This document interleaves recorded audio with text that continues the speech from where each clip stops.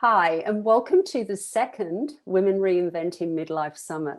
My name is Deb Johnstone, and like you, I'm in the second half of my life. And I've been through two midlife transitions now, and that's why I want to show you how you can rediscover you, find new direction, and thrive in your next chapter. Today, I'm really excited to introduce to you Elaine Stellian. So Elaine is a certified life coach and speaker, and as a midlife empowerment coach, she helps women who are struggling in their 40s and beyond to put themselves first, reclaim their identity, figure out what's next, and feel excited about their future again. So Elaine is passionate about bringing women together to support each other through their journeys to joy and fulfillment in the second half of life. Elaine, I'm so happy you could join us today. Hey, I'm so glad to be here. Thank you for inviting me. Thank you for joining. So, you're talking about a fantastic topic today. You're going to share some insights and tips on how we can rediscover in this phase of life and beyond. But first, I would really love, because you're a midlife woman too, so I'd really love you to share your midlife transition and how you came to be doing what you're doing. Oh, I love that. Thank you. I was a stay-at-home mom after working in corporate America for a number of years.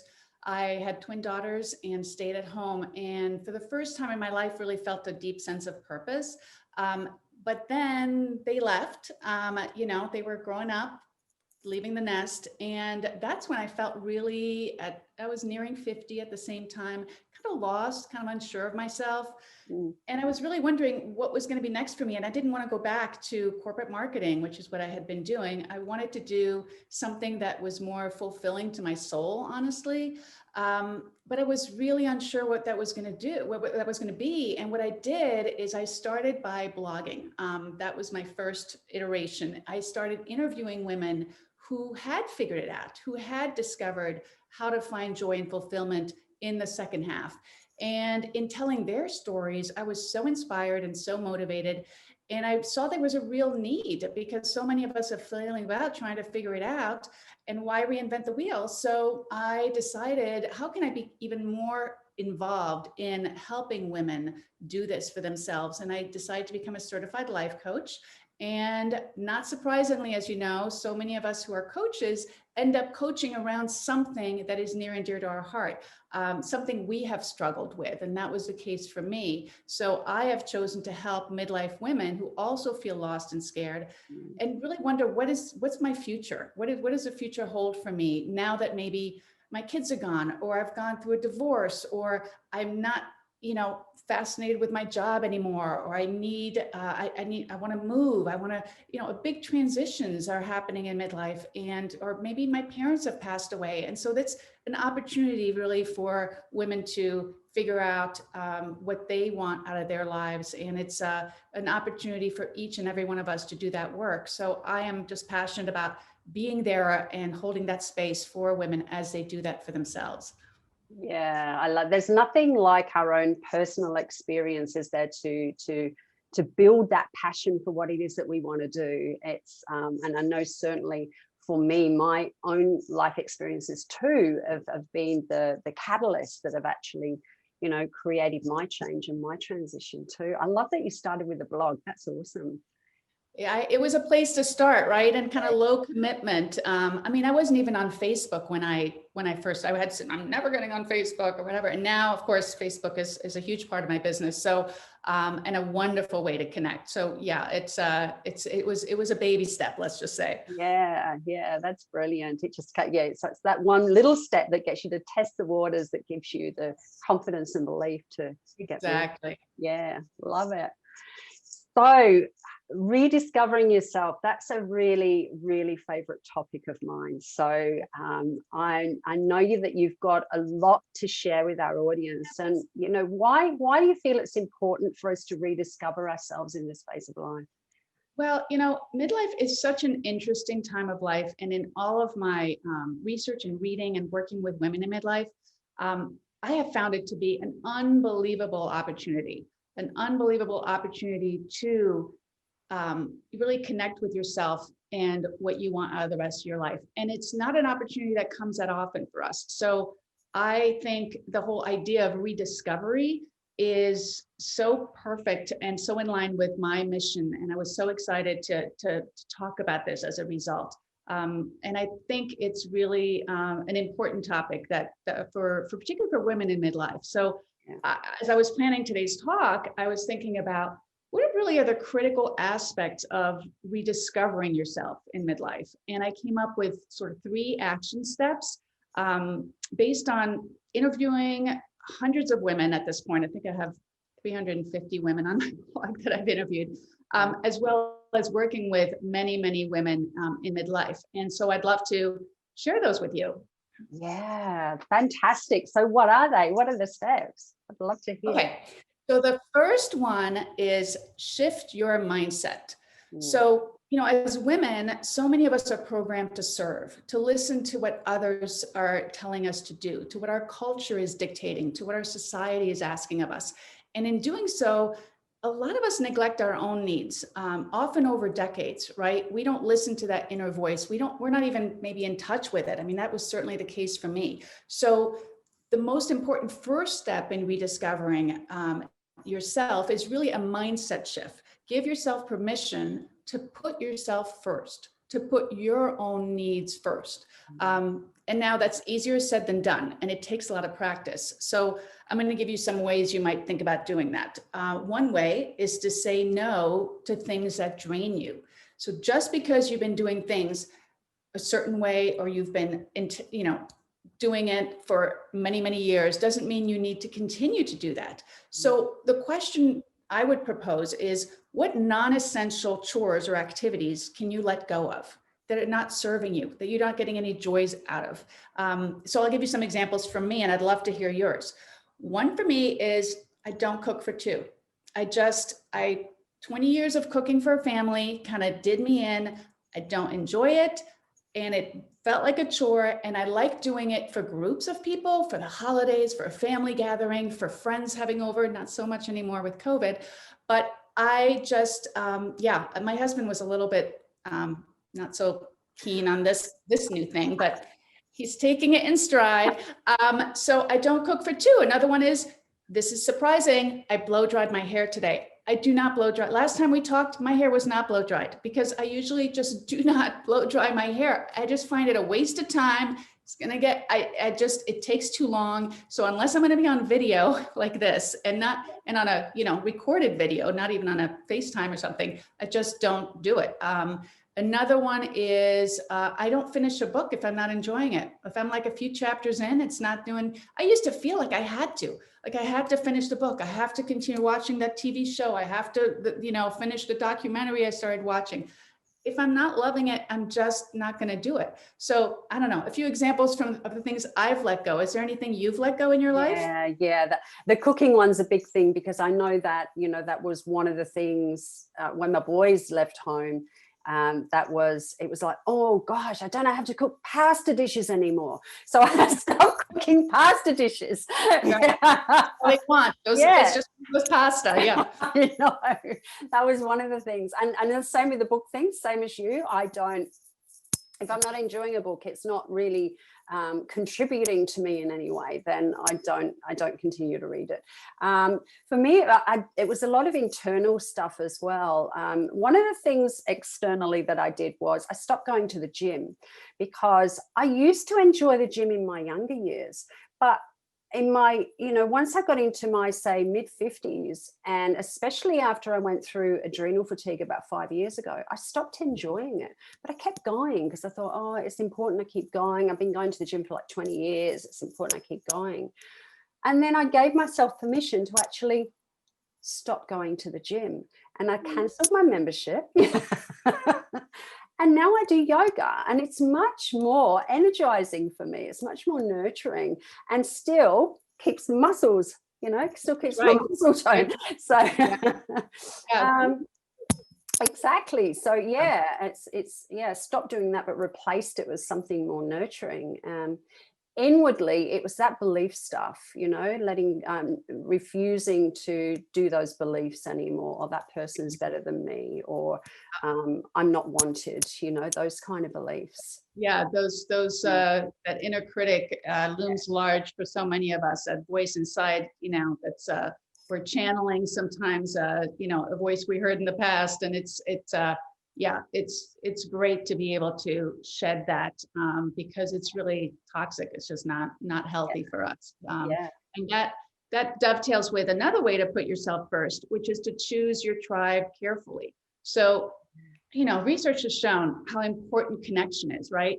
It's so critical to our well-being, but it's really not so much about quantity and more about the quality of the relationship. So surrounding yourself with cheerleaders, you know, people who leave you feeling good about yourself, Yeah.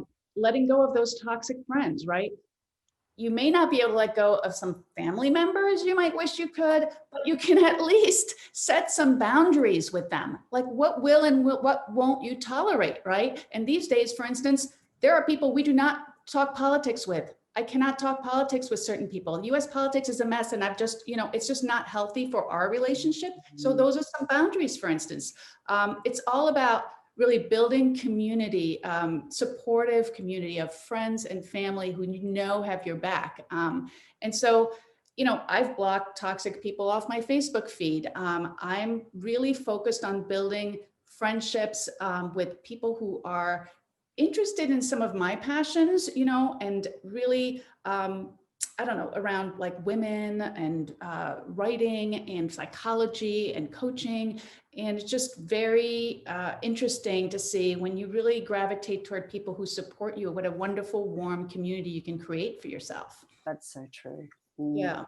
So and then another way, I'm going to give you one more way to put yourself first. And we talked a little about this before, is prioritizing self-care. You know, we all know about sleep, eat, move, right?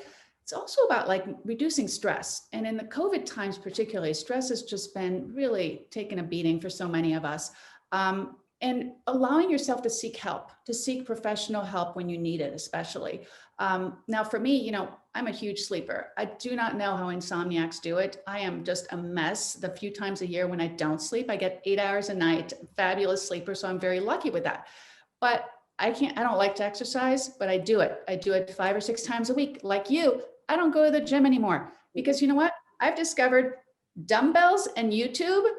Now that, you know, once the gym's closed, it's amazing what you can do with those, right? So yeah. I am like all over, you know, just doing it for myself, nothing too strenuous, half an hour a day, doing some stretching. It's amazing. And with food, it's interesting because I'm really learning to listen to my body much better than I ever did. I believe in everything in moderation. I do not believe in good foods and bad foods. And that's actually very negative for me if I ever get into that mindset, because I have a history of eating disorders. So for me, I learned long ago not to categorize foods that way and to allow every type of food into my life. And it's just a very freeing feeling. And I do eat chocolate every single day. And I'm not talking about that piece of dark chocolate they tell you is good for you. I'm talking about like a piece of cake or cookies or something like I'm serious when I say I like my sweets. So, and I also have to manage anxiety. I have anxiety issues. So for me, exercise helps. Self-talk, my therapist, huge help. Deep breathing and, still working on the meditation. Just have not gotten to, I was actually trained in transcendental meditation, and I am struggling with that one, and I may let it go, but I'm kind of on the fence. I know how good it is for me, and I know it needs to be a practice. So kind of working through it. But in general, the whole point is to really in putting yourself first is taking care of yourself, nurturing yourself, because you have nurtured everybody else for so long, for so many years. How can you make you the priority in taking care of yourself? So that's my final piece on my first big bucket, which is put yourself first. I agree with that. Self-care has always been a big thing for me. And I think, this morning, when we first jumped on, I said to you, I just had to get out for a walk this morning because I had such a big day yesterday. It's really, really important because it really keeps our state uplifted, keeps our If we do have an issue with stress or anxiety, it keeps those levels down. It's so important. And fresh air in particular. I mean, you know, being able to get out in nature just to see plants and trees and breathe the fresh air is so huge. So it's wonderful you took that time for yourself. You know, you make you a priority. Yeah. All right. So that was the first big sort of action step, is putting yourself first. In terms of, you know, rediscovering yourself in midlife, the second one I'm going to talk about is going inward. So many of us live by default. You know, we kind of go through our days, day in, day out, daily tasks, to-dos, check them off. I'm big on checking off my list, but you get kind of stuck in an endless loop, right? Where one day blends into the next. And now with COVID, it's even worse. I mean, everybody talks about Groundhog Day. It's what it feels like. And that's really what living unconsciously feels like, just kind of checking off the list each day. And it's amazing when you think about it. So many of us spend so much more time like planning a vacation these days, maybe a road trip, than really thinking about our lives and what we want out of our lives, right?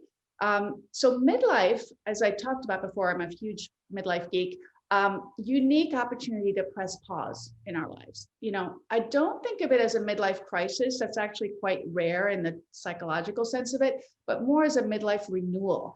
And I think of it also as a second adolescence. So some of us in our, you know, teens and 20s took the time to figure out who we were and what meant, you know, was important to us and how we wanted to live our lives.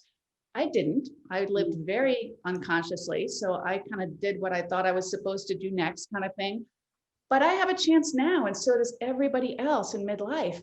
It's a time when I find we are ready. We are ready for the questions. We are ready to think about those big questions involving our identity. And we have a chance to understand and to honor who we are today with the benefit of 4 or 5 or 6 decades behind us. So what do I mean by going inward?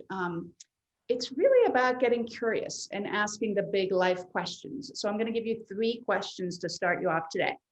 The first question is, who am I today? Because you're not the same person you were in your 20s and 30s. I doubt that very much. Are there old stories you've been telling yourself that you're ready to let go of? Are there some limiting beliefs, like we were talking about, that you're ready to finally question and put aside? And maybe you've thought of yourself in a narrow role, and you're ready to kind of have a more expansive view of your roles. So I know I used to think of myself as a good girl, one who doesn't question the way things are. I do what I'm told. I don't, you know, I take the traditional. I don't take the scary, different path. I take the traditional, the safe path. And in my 50s, I've discovered, you know what? I'm more than that quiet, good girl. I've found my voice, and I use it in my writing and in my speaking. And I'm taking risks. I'm building new friendships and being more open in my current relationships. And in so doing, I'm expanding my view of myself beyond sort of the hardworking employee, the dutiful wife, the devoted mother.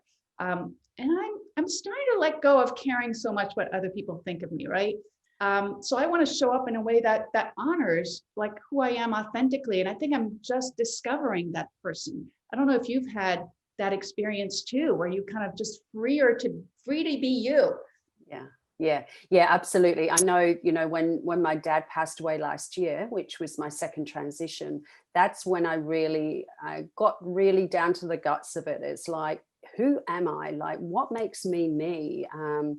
You know, what do I do differently to other people? Where's my uniqueness? You know, what are my qualities?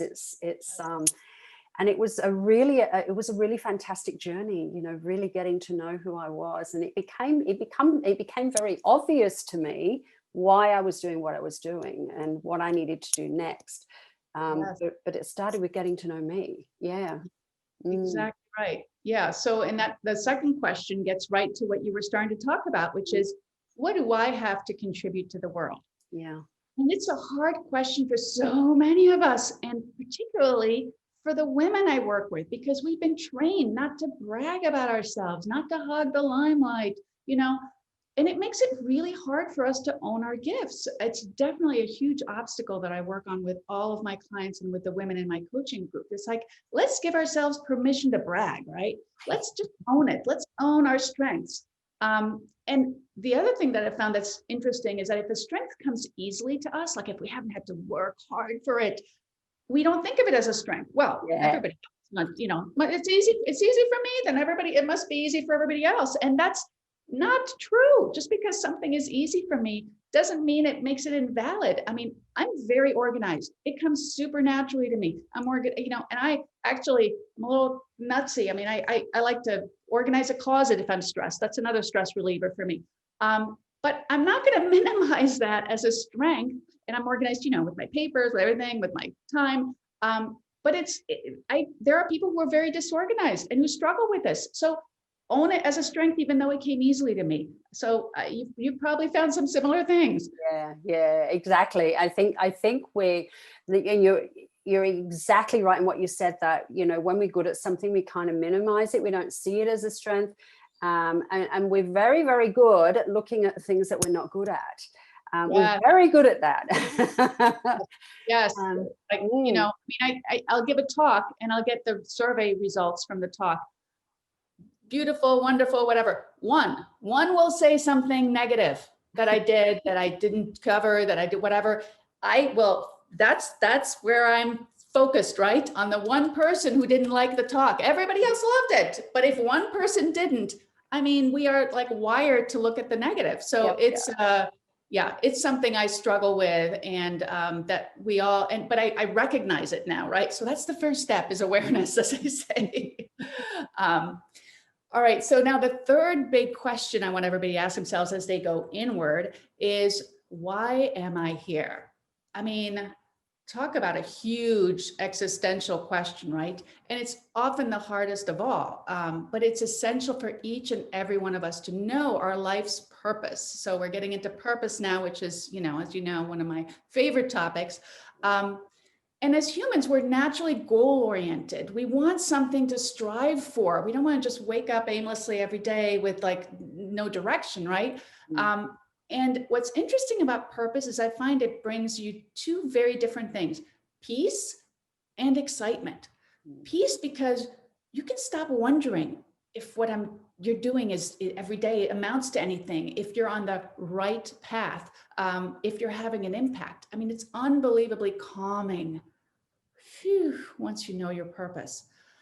But also excitement, because when you know your purpose, you know your ikigai, which is a Japanese concept meaning your reason to get up in the morning. It's like, why am I getting up this morning? So you're excited to wake up. You've got a mission that you want to pursue every day. And knowing your purpose just really clarifies your life. So that's why I'm just so excited about purpose. And I myself didn't feel very purposeful. We talked about how I was in corporate America, was not, floating my boat, and staying home with my girls was actually the first time I felt a real sense of purpose. So, but when they were launching and leaving, and I kind of lost that, all-encompassing sense of purpose, I really wanted to figure out what my purpose was going to be beyond my role as a mother. And it took me years. I mean, it took me years of research, trial and error, starting my blog, thinking about, and it's amazing now that I've figured out that my mission is to help women in midlife find joy and fulfillment in the second half. It's just so empowering for me and for everyone around me. I mean, my passion just is it exudes from me all the time. And I love talking about this. And that's why I decided, okay, it can't be this hard for everybody, right? I mean, everybody doesn't have to go through years and years to try and figure this out on their own. And I'm really good at sort of taking complex things and narrowing them down into step-by-step processes. So that's what I did with my 6-week Discover Your Purpose class. So if you're looking for your why, the biggest question of all, I hope you'll check it out. So that's my purpose plug, because that's just one of the essential 3 questions I want you to ask yourself as you go inward. Yeah, that's, and I think my journey has been similar to yours too, because I think when I started my coaching business, I felt like I was on purpose, and I knew I was, but I think, you know, in the last probably 12 months, I've been moving deeper into that purpose, just like you, and realizing, oh, this is where I'm meant to be really focusing my attention. This is what I'm meant to be doing, is helping women in this phase of life, and really focusing in on that. But the purpose is the same, really, is to, you know, to make a difference, and to help women realize that they're, you know, that they can be who they truly are and speak their truth and stand in their truth, which is what I've been doing all along. But I feel like, just like you, I've moved deeper into that. Yes. Yes. It becomes, it draws you in, and purpose is not a destination, right? It's not like, okay, I've done it. Now I've achieved my purpose, right? It's a daily striving. It kind of gives you clarity. It's a compass. It really makes you feel like you understand your where you're going and what your path looks like, but you're never going to arrive. And that's why it challenges you and leads you every day. It's not a task to check off, which is why it's so big and so powerful, right? Yeah. So I love that. All right, so we've covered the first 2 action steps. Put yourself first and go inward. And here's a third step to rediscovering yourself in midlife. It's going to sound a little different, but it's go outward. So that's the yin and the yang here. While it's critical that you spend a lot of time on self-awareness, reflection, asking the big questions in midlife, it's just as important that you reach out. You connect with people with experiences outside of yourself. It's really all about exploration, because the truth is we learn by doing. When we show ourselves through our actions what we're capable of, we develop a much more expansive view of ourselves. And this really does involve getting out of our comfort zone. And that's challenging, because we'd all much rather stay in the safety of the familiar. But if we do that, if we stay with the tried and true, we're really limiting ourselves and our self-concept and our potential. So if we want to expand those. So what am I suggesting? Meet new people, people who are going to challenge you, who are going to open your eyes to different perspectives and opportunities. Try new things, whether it's reconnecting with an old pastime, going deeper on a current interest, or trying something entirely foreign to you. You'll never know where new passions might lie unless you give them a chance. Okay, you might say, yeah, okay, this is great, Elaine, you're wearing COVID. How am I going to meet new people and try new things, right? So first, it's be open to them. So say yes to invitations that intrigue you, even if they're a little uncomfortable, a little scary. I don't really know what to expect. Second, extend invitations yourself. So maybe there's a woman you've met who kind of thought was interesting. Maybe a social distance coffee or a walk or even a Zoom might be of interest. Just to, who knows, get to know people. Third, find communities tailored to your needs and interests. And Google is amazing for that. So there are groups on anything and everything if you simply look for them. So I'm going to share a few of the groups that I've participated in and I've joined when I did my own research in midlife, trying to find like-minded and challenging communities to embrace and to get to know. One of them is the Transition Network, which is a nonprofit in the US focused on women 50 plus.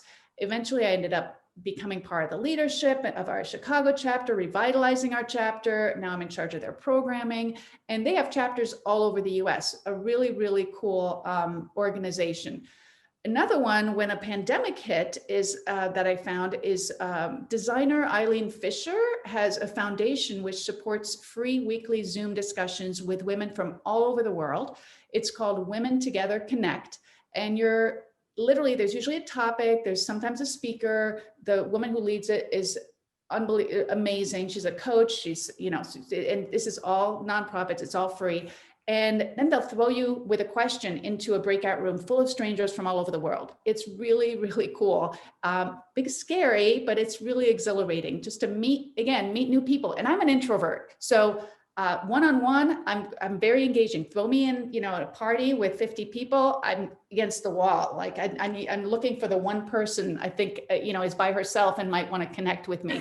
So this is totally out of my comfort zone, but I'm doing it anyway. Another organization, which is all over the world, is called Podcast Brunch Club. It's like a book club for podcasts. They have a topic each month that a different chapter curates. You listen to a few hours of podcasts on a topic, like a recent one was apology, and then you get together, or I think it was forgiveness. You get together, and after listening in either in person before COVID and now on Zoom, and you're discussing the topic, and it's just really interesting. And those are, you know, oftentimes having to deal with some deep questions, and I find that fascinating.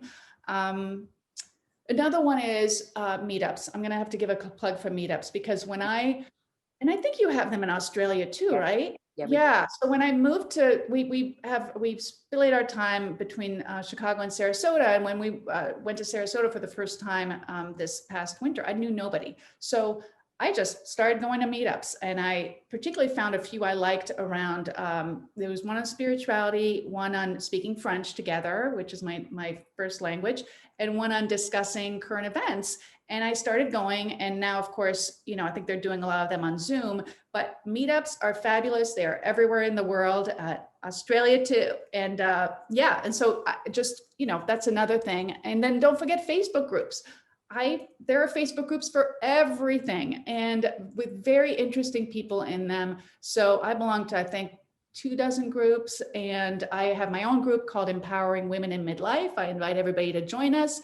Such a supportive community of women, all trying to navigate this very interesting time of life, right? So wonderful, wonderful ways to connect. And you don't have to leave your home. If you're stuck in COVID, you know, really great ways to get out of your comfort zone.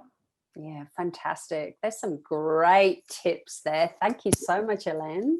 Yeah, so those are the 3 ways, you know, to rediscover yourself in midlife. I'm just going to run through them again. 1, shift your mindset, put yourself first. We haven't done that enough for ourselves. Now's the time. 2, go inward, ask those big life questions. And 3, go out, explore, be open, be curious. There's a whole world out there waiting for you. And that's what I got. That's fantastic. Thank you so much. You've given us so many insights and tips. And I know you have an amazing free gift to offer our audience too, don't you? I do. It's the 25 best books for midlife women, because I am such a psychology and essay geek, and I've read hundreds of books pertaining to women in midlife. And these are the 25 essential ones that I think everybody should read. And I've curated them for your audience, and just click on the link to receive my gift. I would love for you to check it out. Oh, that sounds brilliant. That sounds great. What a fantastic resource. Thank you. You're so welcome.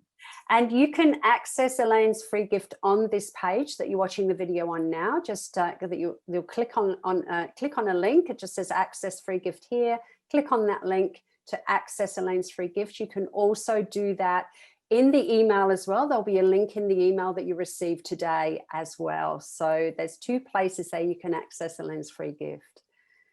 Thank you so much. This has been an incredible conversation. Thank you so much, Elaine. Thank you, Deb. This is an amazing summit, so I'm so excited to be part of it. Thank you so much for inviting me. I'm so happy you joined us. And thank you everyone for tuning in today. I know that you would have enjoyed this conversation as much as we did, and that you would receive lots of insights and tips. Keep tuning in. We have more interviews, more midlife women who are experts all in their own field, all sharing with you tips, advice, insights on things like health and wellness, more on mindset, menopause, career, wealth, love, and lots more. Amazing. Elaine, thank you so much.